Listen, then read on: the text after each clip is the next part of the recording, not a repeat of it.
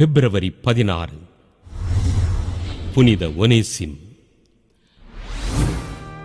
வட துருக்கியின் பிரிக்கிரிய நாட்டில் பிறந்த ஒனேசிம் கொலோசை நகர் பிலமோனிடம் அடிமையாக பணிகளைச் செய்தார். அடிமையாய் பணிகளைச் செய்ய இயலாத ஒனேசிம் பிலமோனிடமிருந்து தப்பித்து அவரது நண்பரான பவுலடியாரிடம் தஞ்சம் புகுந்தார். ஆண்டவர் இயேசுவின் மீது அன்பு கொண்டு பவுலடியாரின் திருக்கரங்களால் திருமுழுக்கு பெற்றார். பவுலடியாருக்கு உதவிகள் செய்து அவரது அன்பு மகனாக வளர்ந்தார். தம் தலைவர் பிலமோனை சந்தித்து தான் செய்த தவறுக்கு மன்னிப்பு வேண்டினார்.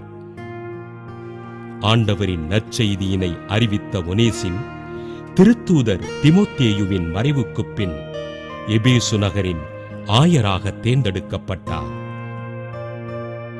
ஆண்டவர் இயேசு கிறிஸ்துவை அறிவித்ததற்காக ரோமையில் கைது செய்யப்பட்டு 18 நாட்கள் கடும் சித்திரவதைக்கு ஆளானார்.